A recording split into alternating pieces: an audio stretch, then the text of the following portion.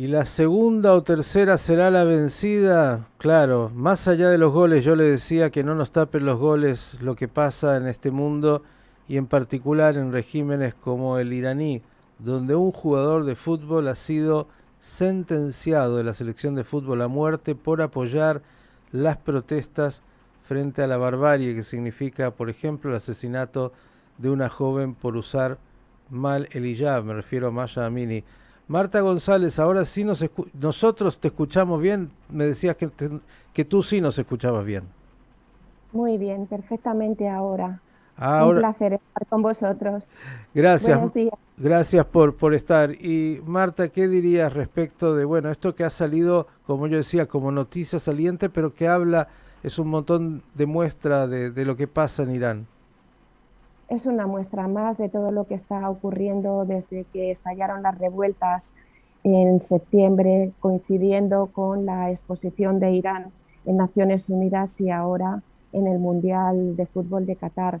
Desafortunadamente cobra más sentido, digo desafortunadamente porque es un personaje público, es un personaje visible, pero no va a cambiar la situación de represión en el que está incurriendo el régimen desde hace ya más de 3 meses. Una razón muy sencilla, porque el sistema está sustentado precisamente en los códigos de familia y luego las policías asociadas, que son las policías que conocemos como los movimientos represores de los Basij y de las fuerzas de la Guardia Revolucionaria, que son la mano o el brazo armado en el interior y en el exterior del régimen que está sostenido por la Constitución y por los códigos de familia.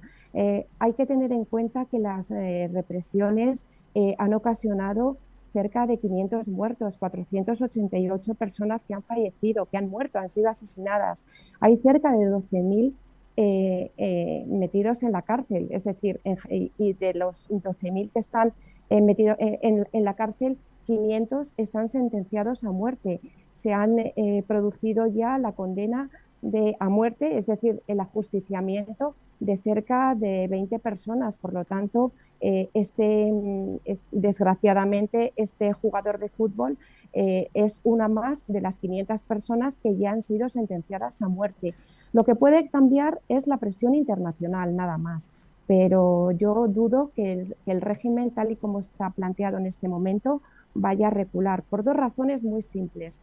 Si recula y se echa para atrás en la sentencia a muerte, está dando la razón a los movimientos revolucionarios y, por lo tanto, su legitimidad se pone en duda. Pero si no, se expone a unas sanciones que en el ámbito de la Unión Europea son testimoniales y en el ámbito de la comunidad internacional no dejan de ser testimoniales también, por mucho que quieran que aporten una cierta desventaja económica para sectores muy especiales, muy Ma- específicos. Marta, tengo dos preguntas. Una que tiene que ver con una reflexión, a ver si la compartes. Si el régimen iraní toma una figura pública como es este jugador de fútbol tan conocido y querido seguramente como en todos lados por su pueblo Sí. y lo sentencia a muerte, es un mensaje muy potente para el resto. Es decir, si a una figura pública, querida, conocida, popular, el régimen lo sentencia a muerte, ¿quién soy yo, ciudadano anónimo, como para poder oponerme a ese régimen? ¿Viene por ahí el mensaje de ir justamente sobre alguien tan conocido? Bueno, efectivamente hay un mensaje a los sectores todavía más potentes desde el punto de vista intelectual, académicos, personajes de la vida social, civil y cultural importantes y relevantes, en el sentido de decirles, vosotros no sois inmunes a la represión y a las leyes que están garantizadas por el régimen en la Constitución. Y es un mensaje. Es verdad que no es el primer atleta, no es el primer jugador y no es el primer deportista que ha sido sentenciado, ni va a ser el último.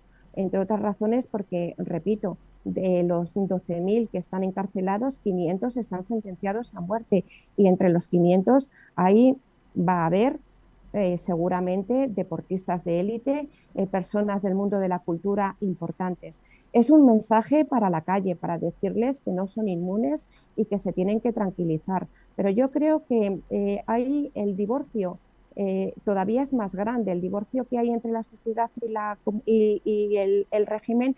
Cada vez la brecha es mayor. Es cuestión de tiempo que el régimen caiga. La cuestión no es si va a caer, sino cuándo y de qué manera va a caer. Hay un problema o una situación o un aspecto que a mí me preocupa, y es que a la vez que se está exponiendo toda esta barbarie en la represión, el régimen, por otro lado, tiene una agenda regional e internacional muy planificada. Os he escuchado hablar del programa nuclear, de las capacidades nucleares aplicadas al sector civil, que son fundamentales. Y Irán, además, podría aprovechar la capacidad nuclear y los recursos nucleares que tiene para proyectar una potencia regional hacia el bien, hacia la parte positiva, hacia romper, unirse a los acuerdos de Abraham del lado suní también y romper esa espiral de violencia en la que está metido con el apoyo a los proxies en Yemen, en Líbano, en Irak, etcétera. Pero me preocupa mucho la capacidad nuclear que está desarrollando con fines balísticos y con fines militares, y sobre todo el mensaje que está lanzando a una comunidad internacional que hoy se está planteando si va a seguir con el planteamiento diplomático del acuerdo nuclear o lo va a paralizar hasta que se modere el régimen. Y yo creo que no se va a moderar en la medida en el que el propio líder supremo está en un momento muy delicado de salud. No hay una alternativa viable al liderazgo del ayatolá, salvo que haya un personaje dentro del Consejo de los Ayatolá que vaya por el lado de la moderación y encamine al régimen una vez que el ayatolá Jamenei fallezca, lo dirija hacia, hacia una moderación y hacia una transición en la que Irán pueda normalizar su relación en la comunidad internacional y en la región, pero hoy de momento lo veo francamente difícil. Marta, hablaste de la comunidad internacional y uno piensa en Occidente y sus contradicciones y su doble rasero y su relativismo. Y quiero llevarte a un tema pequeño. Seguramente en España las medias masivas, como llaman ahí, o los medios de comunicación, ayer habrán hecho un gran escándalo, como fue aquí, porque desgraciadamente en una operación contra el terrorismo, Israel, el ejército de defensa, bueno, mató de manera accidental a una adolescente y vi en los medios de comunicación todo y un poco más, como si fuera, bueno, un ejército que está todos los días matando por gusto, además, a adolescentes, en este caso palestinas. No sé si sobre este tema en los medios en España, sobre esta sentencia a muerte, estos más de 500 muertos y estos más de 12.000 prisioneros que tiene el régimen de Irán, se escucha el mismo escándalo, porque en realidad también el Ejército de Defensa de Israel rápidamente en una investigación ha dicho que reconoce el error posible que puede haber sido producto de lo que se llaman víctimas colaterales que a veces se dan en los enfrentamientos, con todo el dolor y con la manifestación de congoja. Digo, en este doble estándar, este relativismo, este mirar a Irán como las mil y una noches y la belleza que eso trae. En los medios de comunicación en España ayer también se hicieron eco del espantoso y asesino ejército de Israel.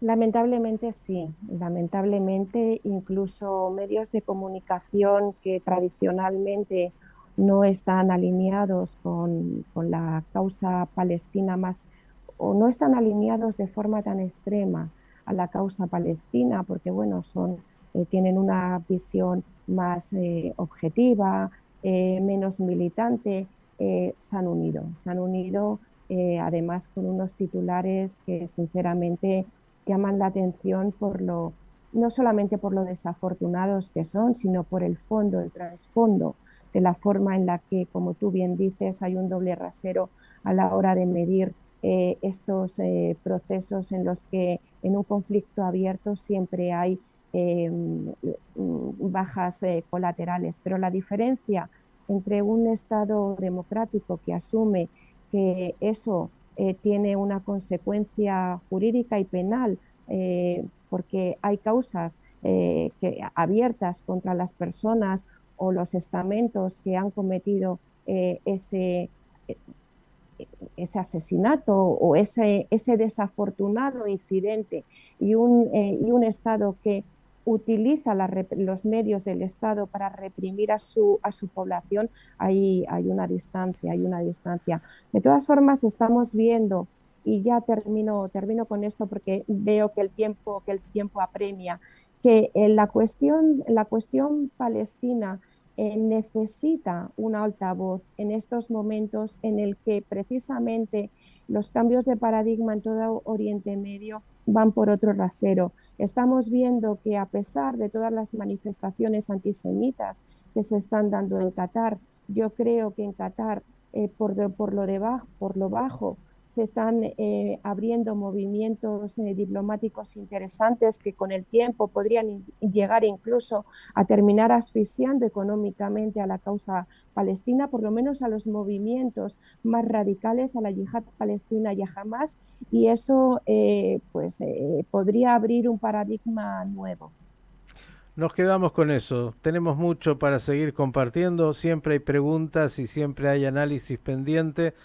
Y a esto que decías agrego, incluso algunos gobiernos del mundo democrático y aliados a Israel también pierden la proporción y la claridad para poder entender que desgraciadamente en un conflicto bélico a veces suceden situaciones muy lamentables y ni siquiera te voy a contar, Marta, cuántas víctimas inocentes colaterales ha tenido cada operación de los Estados Unidos de Norteamérica, que parece que esas no las miran tanto, pero que están muy atentos cuando ocurre una en el conflicto israelo-palestino. Cosas de este mundo que mira, como hemos dicho, con estos dos ojos, este doble rasero permanentemente. Gracias y hasta la próxima.